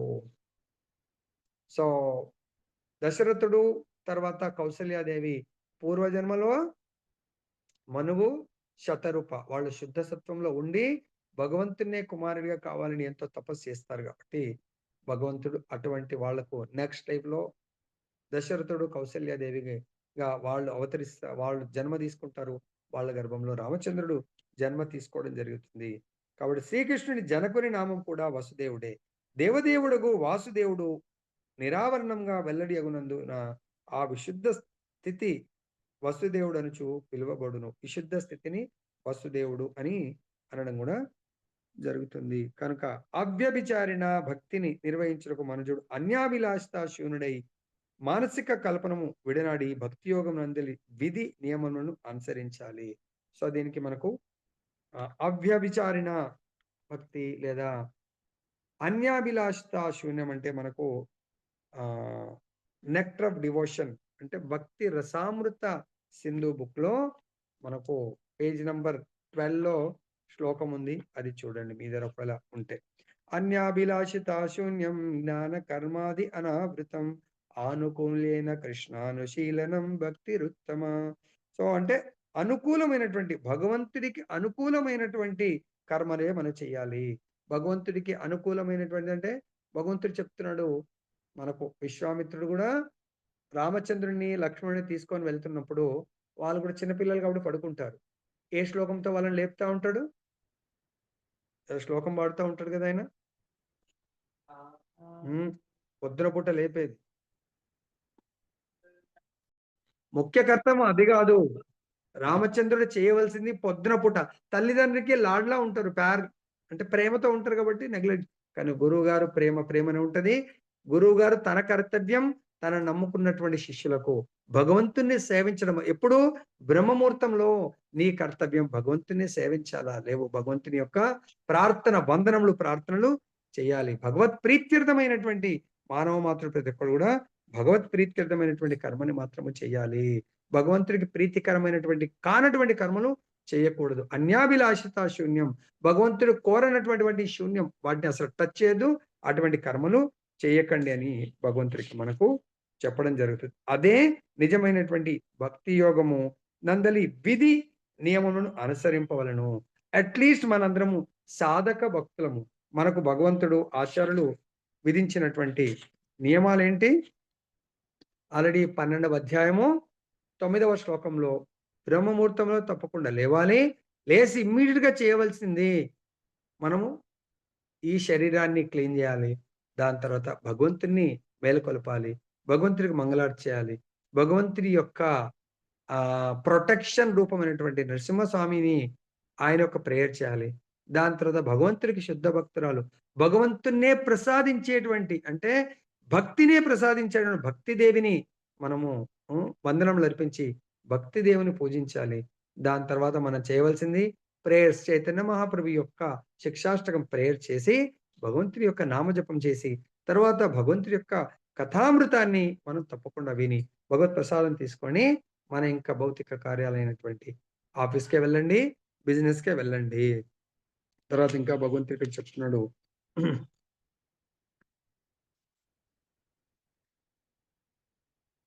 వాసుదేవుడనే పదము సర్వత్రా వ్యాపించి ఉన్నవాడు లేదా హృదయస్థ పరమాత్ముడిని భావం భగవద్గీతలో మనకు 7వ అధ్యాయము 19వ శ్లోకంలో చెప్పడం జరిగింది. 7వ అధ్యాయము 19వ శ్లోకం అంటే బహునాం జన్మనామంతే జ్ఞానవాన్ మాం ప్రపద్యతే వాసుదేవ సర్వమితి సమహాత్మా సుదుర్లభః. నిజమైన జ్ఞానము కలవాడు ఎన్నో జన్మ మృత్యువుల తర్వాత, ఎన్నో జన్మల తర్వాత ఆ భగవంతుడు వాసుదేవుడే, కృష్ణ భగవానుడే సర్వ కారణ కారణునిగా, సర్వస్వముగా తెలుసుకొని వాడు నన్ను శరణాగతి పొందుతాడు. అటువంటి మహాత్ముడు సుదుర్లభము అని మనము తెలుసుకోవాలి అని ఇక్కడ మనకు ఆచార్యులు బోధించడం జరుగుతా ఉంది. సో, శుద్ధ భక్తుడు ఎప్పుడు కూడా ప్రకృతి సంపర్కం నుండి విడిబడి విశుద్ధ కృష్ణ భక్తి భావన అంటే భౌతికమైనటువంటి బంధనాల నుంచి విడిపడతాడు. నా కొడుకు ఏదో అన్నాడని బాధపడడు. నా భర్త ఏదో అన్నాడని బాధపడడు. ఫ్రెండ్ ఏదో ఆయన ఎప్పుడు కూడా శివుడు ఇంత కూడా బాధపడట్లేదు కదా! సో, ఆయన ఇంకా ఉల్టా బోధిస్తున్నాడు. ఇలా కాదు ఇలా ఉండు అని చెప్పేసి. ఎందుకు? ఆయన ఎప్పుడు ఆ భగవంతుడి చింతనలో, భగవంతుడి ధ్యానంలో, భగవంతుడి దాంట్లో ఉంటాడు. మనుజుడు ప్రకృతి సంపర్కం నుండి విడిబడి విశుద్ధ కృష్ణ భక్తి భావన అంటే విశుద్ధ కృష్ణ భక్తి భావన అంటే వసుదేవ స్థితి. అందు గురించే వసుదైక కుటుంబం ఆర్ వసుదేవ కుటుంబంలో మనం అంటే కృష్ణ చైతన్యంలో ఉండేటువంటి భక్తుల కుటుంబంలో మనం ఉండాలి. వారి యొక్క సంఘంలో ఉండాలి. కానీ వినడం బావుంది గానీ, మనం ఉండేది మాత్రం మనం మళ్ళీ మన ఫ్యామిలీలోనే ఉంటాం తప్ప, ఉండండి ఎవరొద్దంటున్నారు. హోల్ ఫ్యామిలీని అక్కడికి తీసుకెళ్ళండి. అదే మనం ఎవరికైనా పెళ్లి అనుకోండి, మొత్తం ఫ్యామిలీ ప్యాక్. సపోజ్ మన చుట్టాలది పెళ్లుంది. వాళ్ళంటారు, మీకు మన భాషలో మీకు ఏదో బియ్యం పోస్తారు గదా! ఓడి బియ్యం పోస్తున్నాం, బట్టలు పెడుతున్నాం. అక్కడ మన పిల్లలకి చెప్తారా? చెప్పరు. ఆ ఇంటి ఫ్యామిలీ హెడ్‌కు వీలైతే భార్యకి చెప్తారు. సో, అందరూ రావాలా? అందరికి బట్టలు పెడుతున్నాం. ఏం వెళ్తాం తర్వాత ఇంకేమంటున్నారు ఇక్కడ అంటే ఈ స్థితి కైవల్యం విశుద్ధ చైతన్యం అనియు పిలువబడును. జ్ఞానం సాత్వికం కైవల్యం. మనుషుడు విశుద్ధ ఆధ్యాత్మిక జ్ఞానం నందు స్థితుడై ఉన్నప్పుడు కైవల్యం నందు స్థితుడైనట్లుగా చెప్పబడును. కనుక వసుదేవ స్థితి అనగా కైవల్యం అంటే నిరాకారవాదులు కైవల్యం అంటే భగవంతుడి దాంట్లో లీనం అవ్వడం అనుకుంటారు. కానీ నిరాకార భావన ఎందలి కైవల్యం చరమానుభూతి కాదు. కానీ మనుజుడు కృష్ణ భక్తి భావన ఎందలి కైవల్యం దేవదేవుని అవగతం చేసుకున్నప్పుడు కృతకృత్యుడు కాగలడు.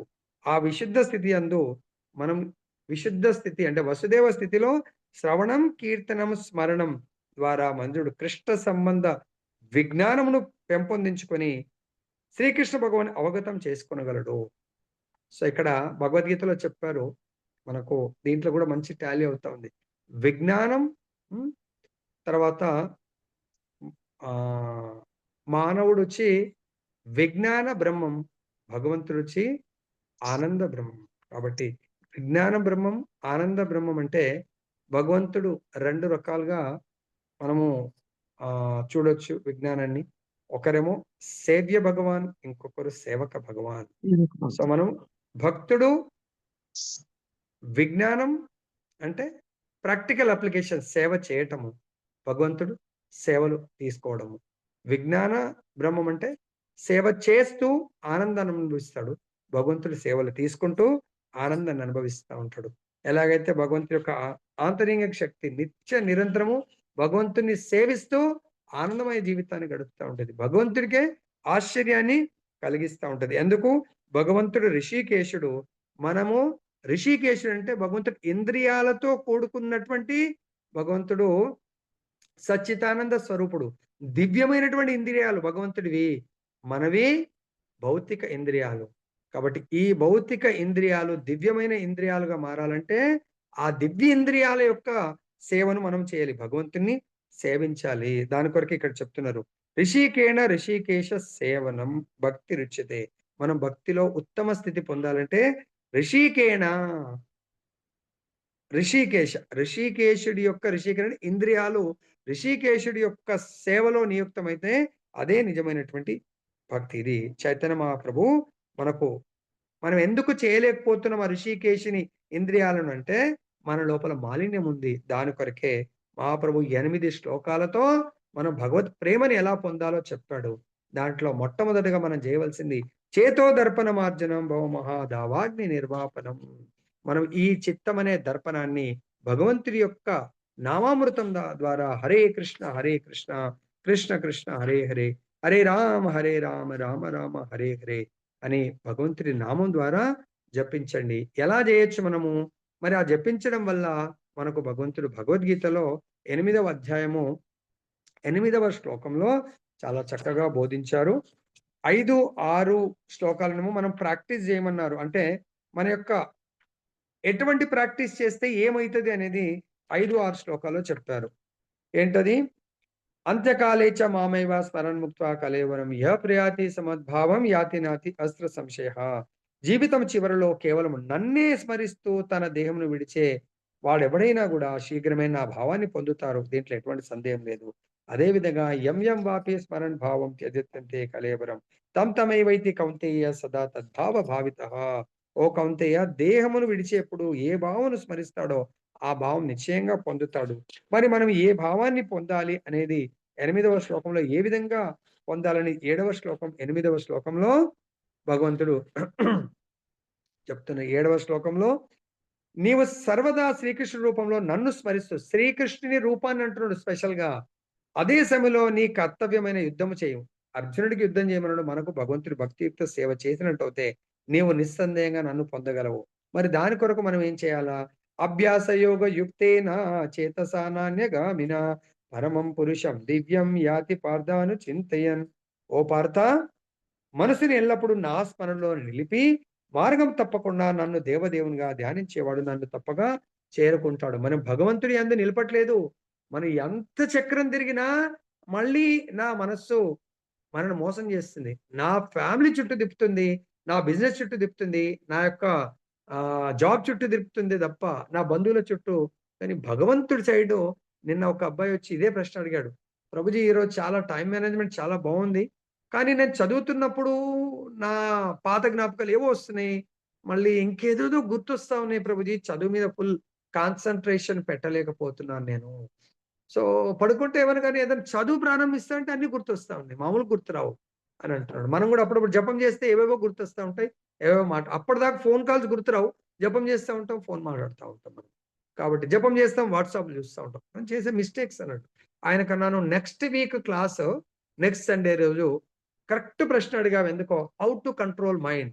నీ యొక్క మైండ్‌ని ఎలా కంట్రోల్ చేయాలా నెక్స్ట్ వీక్ తప్పకుండా నేను గాదు, మా లైబ్రరీ నుంచి చాలా మందికి నేను తీసుకొస్తాను ప్రభుజీ అని అతను మాట ఇవ్వడం జరిగింది. చెప్పడం జరిగింది. దాని కొరకు చైతన్య మహాప్రభు ఈ హృదయాన్ని, మన హృదయ మాలిన్యాన్ని క్లీన్ చేయండి అని భగవంతుడు చెప్తున్నాడు. వాసుదేవ భావంతోనే హృదయం సదా నిండి ఉండి, ఆ దేవదేవుని సన్నిధిని హృదయమునందు, మనసునందు కలిగి ఉన్నందున అతనికి తాను ఎల్లప్పుడూ వందనములు అర్పించుదునని శివుడు పలికెను. చూడండి, ఇది శివ భక్తులు ఎవరైనా ఉంటే భాగవతంలో శివుడి యొక్క హృదయం నిండా వాసుదేవుడు అంటే ఆ భగవంతుడి యొక్క భక్తి మాత్రమే నిండి ఉంది. కాబట్టి నా హృదయంలో ఇంకెవ్వరికి నేను స్థానం కల్పించలేను. నేను వందనములు అర్పించలేను. ఈ విషయంలోనే ఒక చిన్న లీల జరుగుతుంది. చైతన్య మహాప్రభు మాయాపూర్‌లో ఆయన పేరేంటి? మురారి గుప్తా. సో, ఆయన రాముడికి చాలా గొప్ప భక్తుడన్నమాట. సో, రామభక్తుడు రాముని యొక్క చైతన్య మహాప్రభు డైరీ గూడా మురారి గుప్తా అని రాస్తాడు. సో, మహాప్రభు వెళ్ళి ఆయనకు హరే కృష్ణ మంత్రం జపించండి, కృష్ణుడిని సేవించండి అంటే, ఆయన ఎంత చెప్పినా గూడా నా మనస్సు ఒప్పుకోవట్లేదు ప్రభు. మీరు చెప్పింది అన్ని లాజిక్స్ బావున్నాయి. కానీ నా మనస్సు రాముడినే తప్ప ఇంకెవరిని యాక్సెప్ట్ చేయట్లేదు ప్రభు అని జెప్పేసి అంటున్నారన్నమాట. అంటే ఆయన ఎందుకు యాక్సెప్ట్ చేస్తలేదో నాకే అర్థం అవ్వట్లేదు. అంటే అప్పుడు భగవంతుడు స్వయంగా ఆయనకు తెలియట్లేదు ఆయనెవరో. అప్పుడు భగవంతుడు తనెవరో చూయిస్తానంట. తనే రాముడిని, తనే కృష్ణుడిని, హ్మ్.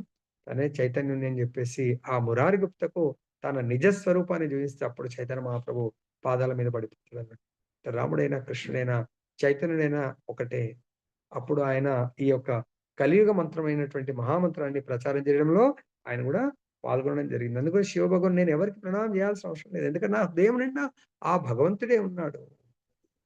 సో, భగవంతుడి హృదయంలో భక్తుడు ఉంటాడు. భక్తుడి హృదయంలో భగవంతుడు ఉండడం జరిగింది. శివుడు ఎల్లవేళలా సమాధి మగ్నుడై ఉంటాడు. చాలా మందికి ఈ విషయం తెలవదు. ఈ సమాధి స్థితి భక్తిని అధీనమునందు గాక వాసుదేవుని అధీనమునందు నెలకొనుండును. ఆంతరంగిక శక్తి ఆ దేవదేవుని ఆజ్ఞానుసారమే వర్తించుచుండును. చూడండి, ఆంతరిక శక్తి అంటే భగవంతుడి యొక్క రామచంద్రుడైతే సీతమ్మ వారు, కృష్ణుడైతే రాధారాణి. సో, ఆలాదినే శక్తి భగవంతుడి ఆజ్ఞానుసారం నడుస్తా ఉంటుంది. తర్వాత భౌతిక శక్తి సైతము నిస్సందేహంగా అతని ఆజ్ఞ ప్రకారమే వర్తించినట్టిది. కానీ అతని సంకల్పం మాత్రం ప్రత్యేకంగా ఆధ్యాత్మిక శక్తి ద్వారానే నిర్వహింపబడుచుండును. అనగా ఆధ్యాత్మిక శక్తి ద్వారా అతడు తనను తాను వెల్లడి కావించుకొనును. ఈ విషయమే భగవద్గీత 4.6 యందు సంభవామ్యాత్మ మాయయా అని తెలుపబడింది. అంటే ఆత్మ మాయ అనగా ఆంతరింగిక శక్తి అని భావము. భక్తుని యొక్క దివ్యమగు ప్రేమయుత సేవచే సంతుష్టుడై ఆంతరిక శక్తి ద్వారా తనను తాను అతడు వెల్లడి కావించుకొనును. ఓ దేవా! నా ఎదుటకు రమ్ము, నేను నిన్ను గాంచెదను. అంటే ఆ భక్తులు నాకు భగవంతుడు ముందు కనబడితే నేను చూస్తాను. నా దగ్గర రని వస్తే చూస్తానని అభక్తుడు అంటాడు గాని, భక్తుడు ఎప్పుడు కూడా భగవంతుని ఆజ్ఞాపించడు. భగవంతుడి ఆజ్ఞలను తను స్వీకరిస్తాడు. సో, ఇక్కడ భగవద్గీత 4వ అధ్యాయము 6వ శ్లోకంలో చాలా చక్కగా భగవంతుడు ఏ విధంగా అనుభూతం అవుతాడనేది మనకు చెప్పడం జరిగింది. లాస్ట్ 2 మినిట్స్‌లో మనం ఎండ్ చేద్దాము. అజోపి సన్నవ్యయాత్మా భూతానామీశ్వరోపి సన్ ప్రకృతిం స్వామాధిష్టాయ సంభవామ్యాత్మ మాయయా. నేను పుట్టుక లేని వాడనను అయినను నా దివ్యదేహము ఏనాడు నశింపనిదైనా నేను సకల జీవులకు ప్రభువునైనా నా ఆది దివ్య రూపంలో నేను ప్రతి యుగంలోనూ అవతరిస్తాను. భగవంతుడు అవతరిస్తాను నేను. ఎందుకు? భగవంతుడి యొక్క భక్తులను ఉద్ధరించడానికి, భక్తులకు ఆనందాన్ని ఇవ్వడానికి కొరకు భగవంతుడు అవతరించడం జరుగుతుంది. సో, కాబట్టి ఇక్కడ మనందరం గూడా ఈ విధంగా భగవంతుడు శివుడే మనకు ఆదర్శంగా నిలిచాడు. శివుడి యొక్క హృదయం నిండా గూడా భగవంతుడి యొక్క భక్తియుక్త సేవ నిండుకొనుంది. భగవానుని ఎరుగుటలో మన భౌతిక ఇంద్రియముల కర్మలు విఫలమగునని అది సూచిస్తుంది. కేవలం మానసిక కల్పన ద్వారా ఎవ్వరును భగవానుని అనుభూతమనర్చుకొనజాలరు. కానీ అతడు తన ఇంద్రియముల భౌతిక కర్మలను నివారించినచో భగవానుడు తన ఆంతరిక శక్తి ద్వారా ఆ విశుద్ధ భక్తునికి వెల్లడి కాగలడు. దేవదేవుడే ప్రకటమైనప్పుడు అతనికి వందనము నొచ్చుకుంటే తప్ప భక్తునికి అన్యమగు కార్యము లేకుండా ఉండును. సో, ఇక్కడ భగవంతుడు ఏం చెప్తున్నాడంటే, ఈ భౌతిక ఇంద్రియముల కర్మలు నిత్యముని జీవితమంతా గూడా దేహాన్ని దేహానికి పేరు ప్రతిష్టలు, దేహానికి సుఖాలను కల్పించడంలో, దేహము ఇంకో దేహానికి జన్మనిచ్చింది. ఆ దేహాలకు సుఖాలను కల్పించడంలోనే ఈ దేహం నియుక్తమైతుంది. సేమ్ ఇదే కార్యాన్ని రామచంద్రుడి వంశంలో ఒక గొప్ప రాజు కట్వాంగ మహారాజు. ఆయన భూలోకంలో చక్రవర్తి మొత్తం భూమండలానికి. కానీ దేవతలకి ఏదైనా ఆపదొచ్చినప్పుడు రాక్షసులతో వాళ్ళు కట్వాంగ మహారాజు యొక్క సహాయాన్ని కోరేవారు. దేవతలకు సహాయం చేయడానికి ఆయన దేవలోకం వెళ్లి రాక్షసులతో యుద్ధం చేసేవాడు. ఒకసారి అలా యుద్ధంలో గెలిపించినప్పుడు దేవతలు అడుగుతారు, "నీకేదైనా కోరిక ఉంటే చెప్పండి" అని. అప్పుడు కట్వాంగరామ మహారాజుకి ఎందుకో అనిపిస్తుంది కోరిక, "ప్రభు మీరు భూత, భవిష్యత్, వర్తమానాలు తెలిసిన వాళ్ళు కాబట్టి నాకింకా ఎంత సమయము ఆయుస్సుంది, నేను జీవించగలను నాకు చెప్పండి. ఇంకా ఈ రాజ్య పరిపాలన వీట్లలో ఎన్నో వందల సంవత్సరాలు గడిచిపోయింది. ఆ యుద్ధమే ఎన్నో సంవత్సరాలు చేశారు. కానీ ఇంకా నాకు నా ఆయుష్ గురించి తెలుసుకోవాలనుంది" అంటే వాళ్ళంటారు, "నీకు ఒక్క ముహూర్తం మాత్రం ఆయుషుంది." ఒక్క ముహూర్తం అంటారు. ఒక్క ముహూర్తం అంటే 48 నిమిషాలని ఒక్క ముహూర్తం అంటారు. 48 నిమిషాలు మాత్రమే నీకుంది. 48 నిమిషాల్లో నువ్వు చనిపోబోతున్నావు అంటారు. సపోజ్ అదే మనకెవరన్నా చెప్తే, అది తప్పండి. నేను ఇంకా జీవించాలా? అలెగ్జాండర్ గూడా ఆయన గూడా నువ్వు చనిపోబోతున్నావు. లే, లే, లే మొత్తం ప్రపంచంలో ఉన్న డాక్టర్‌లని పిలవండి. నేనింకా జీవించాలా? అట్‌లీస్ట్ మా అమ్మని జూడాలా? మా ఫ్యామిలీని జూడాలా? మా గురువుని జూడాలా? నా ప్రజలను జూడాలా? నువ్వు ఎంత కోరిక కోరుకున్నా అప్పుడు ఫ్లైట్‌లు లేవు. నడుచుకుంటూ పోవాలి గాబట్టి, నువ్వు చూడలేవు, బ్రతకలేవు. ఈయన గూడా. అదే అలెగ్జాండర్ ప్రయత్నం చేద్దామంటాడు. కానీ బ్రతకలేడు. కానీ కట్వాంగ మహారాజు ఏమన్నాడు? 48 మినిట్సా? Okay. Wonderful. Thank you very much. నాకు ఇంకా చాలా, చాలా చాలా గొప్ప సమయం నా చేతుల్లో ఉంది. తత్క్షణమే అన్నిటి నుండి విరమించాడాయన. ఎట్లయితే తాబేలుకు ఏదన్నా వేరే జంతువు తన పైన ఏదైనా అటాక్ చేయడానికొస్తే కాళ్ళు, చేతులు లోపలికి తీసుకొని తనకు భగవంతుడిచ్చిన వరము ఆ కవచము కొట్టినా గూడా ఏదైనా కట్టెతో కొట్టినా ఏం గాదు. సో, అది అలా ముడుచుకుంటుంది. అదే కాళ్ళు, చాలా మెడ చాలా సున్నితంగా ఉంది. కొంచెం ఇదైతే అది చాలా ఇదవుతుందని జెప్పేసి లోపలికి. అలా కట్వాంగమర అన్నిటిని క్లోజ్ చేస్తాడు. రాజ్య పరిపాలన అన్నిటిని కూడా. ఇమ్మీడియేట్‌గా ఏం చేస్తున్నాడాయన? ఇక్కడ ఈ శ్లోకంలో చెప్పారు. హ్మ్. మనుజుడు భగవద్గీత యందు చెప్పిన విధంగా ప్రపద్యతే మనుజుడు శరణము ఇమ్మీడియేట్‌గా భగవంతుడికి సర్వధర్మాన్ పరిత్యజ్య మామేకం శరణం వ్రజ. అహం త్వాం సర్వ పాపేభ్యో మోక్షయిష్యామి. సంపూర్ణ శరణాగతి భగవంతుడికి పొంది భగవంతుడి యొక్క ధ్యానం చేయడం ప్రారంభించాడు. సత్యయుగం కాబట్టి ధ్యానయుగం. భగవంతుడిని సంపూర్ణంగా మనసా, వాచా, కర్మణ అన్నీ ఇంకా ఈ కర్మలన్నీ మానేసి హరే కృష్ణ, హరే కృష్ణ, కృష్ణ కృష్ణ హరే హరే, హరే రామ, హరే రామ, రామ రామ హరే. ఎట్లా ఎగ్జామ్ ఆల్రెడీ టైమ్ స్టార్ట్ అయిపోయింది. ఎగ్జామ్ హాల్‌లోకి ఎంటర్ అయిపోయిండు. రాయడం 48 నిమిషాలు. కేవలం హరే కృష్ణ, హరే కృష్ణ, కృష్ణ కృష్ణ హరే హరే, హరే రామ, హరే రామ. ఇంగ ఎప్పుడన్నా రాని ఎగ్జామ్ వాడు పేపర్ ఎప్పుడన్నా సబ్మిట్ ఆయన ఆటోమేటిక్ సబ్మిట్ అన్నట్టు. టైం అవ్వంగానే ఆటోమేటిక్ సబ్మిట్ అంటే ఈ దేహంలోంచి శరీరం భగవంతుడి దగ్గరికెళ్ళిపోతుంది. కేవలం భగవంతుడి యొక్క నామ జపము చెయ్యటము. అది కట్వాంగ మహారాజు 48 నిమిషాలు పొంగి పొర్లిపోయిండాయన. 48 నిమిషాలా? 48 సెకండ్లుంటే కూడా చాలు నాకు. భగవంతుని నామం జేయడానికి ఎందుకండి? మనకు ఒక్కసారి మంత్రం 20 సెకండ్లలో ఒక్కసారి మంత్రం వస్తుంది. హరే కృష్ణ, హరే కృష్ణ, కృష్ణ కృష్ణ హరే హరే, హరే రామ, రామ రామ హరే హరే. కేవలం భగవంతుడు కృష్ణ అని మనం శరీరం వదిలేస్తే కూడా భగవద్ధామం వెళ్ళొచ్చు. కాబట్టి ఇవన్నీ చెప్పి శివుడు చెప్తున్నాడు. ఓ దేవి దేహము నొసిగిన వాడికిని నీ తండ్రిని అయినటువంటి నీ తండ్రిని చూచుటకు నీవు ఏగరాదు. ఎందుకంటే ఏలైన అతడు మరియు అతని అనుయాయులు నా ఎడ ద్వేషమును కలిగి ఉన్నారు. కాబట్టి ఇది స్పెషల్‌గా మాతాజీలు చాలా సీరియస్‌గా తీసుకుంది. సో, భర్త అంటే తన యొక్క తల్లిగారు, తండ్రి తర్వాత వాళ్ళందరూ గూడా అన్న, తమ్ముళ్ళు ఎవరైనా తనకు స్పెషల్‌గా భర్తకు శత్రువులనుకోండి ఇది గైడ్ చేస్తున్నాడు. కళ్యాణి ఆ ద్వేష కారణమే అతడు అయినప్పటికీ నన్ను దురుక్తులతో అవమానించాడు. ఆత్మపరంగా నిర్దోషి. కానీ ఆయన లోపల ఈ దేహంలో నిండుగా ఆ ద్వేషం, ఈర్ష్య, అసూయ, ద్వేషాలను బట్టి ఆ వాటితో నన్ను అవమానించాడు. కాబట్టి ఏ స్త్రీకైనా స్పెషల్‌గా భార్యకు తన భర్తను అవమానిస్తే భరించలేదు. కానీ ఇక్కడ గుర్తుపెట్టుకోవాల్సిందేంటంటే ప్రతి స్త్రీ గూడా యుక్త వయస్సు వచ్చే వరకు తండ్రి అంటే బాల్యంలో తండ్రి అప్ టు యుక్త వయసొచ్చే వరకు తండ్రి సంరక్షణ ఉండాలా. యుక్త వయసొచ్చి పెళ్లి జరిగిందంటే తప్పకుండా మొట్టమొదటి ప్రిఫరెన్స్ భర్త సంరక్షణలో మాత్రం ఉండాలా.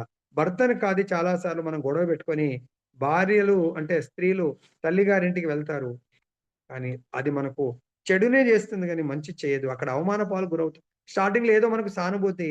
తర్వాత అన్న, తమ్ముళ్ళు, తల్లిదండ్రులు అందరూ గూడా మనం వాళ్ళ మాటలతో అవమానాలకు గురవుతాం. ఆ అవమానము మనకు ఉన్నత స్థితి గాదు గదా! అధో స్థితి. అంతే కాకుండా మనం ఒక్కొక్కసారి మనం దేహాన్ని గూడా త్యాగం జేసుకునే అవకాశం ఉంటుంది. అవకాశమే గాదు, మా నిజామాబాద్‌లో మా ఇంటి దగ్గర మా ఇంట్ల కిరాయి ఉన్న వాళ్ళే పాపం వాళ్ళ అమ్మాయి ఒకామె అలానే చిన్న చిన్న పిల్లలు ఒక కొడుకు, కూతురు సూసైడ్ చేసుకుంది. ఈ స్టోరీ చదువుతా ఉన్నప్పుడు నాకు ఆ అమ్మాయి గుర్తొచ్చిందన్నట్టు. చనిపోయి ఏం సాధించిందండి? భర్తతో కొట్లాడొచ్చింది. పడలేదు. కానీ ఇలా ఎంతో మందికి జరుగుతా ఉంది. సో, మనం ఈ భగవద్గీత శాస్త్రము, భాగవతం ఉంటే ఆమె హాయిగా అక్కడ ఏదో సరే ఓకే. ఈ కష్టాలని అనుభవించాలా? ఈ దేహము ఇటువంటి కర్మల్ని అనుభవించడానికే భగవంతుడిచ్చాడు. కాబట్టి ఓకే. కంటిన్యూ చేద్దాం. పిల్లల్ని కన్నావు కాబట్టి పిల్లల్ని పెంచడం ఇది ధర్మం. నెక్స్ట్ టైమ్ ఇంకా ఎంత దుర్భరంగా ఉంటుందో ఇంకా మనకు తెలియదు. సో, కాబట్టి మనం దీని ద్వారా తెలుసుకోవాల్సింది విశుద్ధ భక్తి స్థితికి మనం ప్రమోట్ అవ్వడానికి ప్రయత్నం చేద్దాము. జై బోలో గ్రంథరాజ్ శ్రీమద్ భాగవతం की जय। श्री श्री राधा रमन लाल की जय। जगन्नाथ बलदेव सुभद्रा महारानी की जय। गौर निताई भगवान की जय। जगत गुरु श्रील प्रभुपाद की जय। श्री श्रीपाद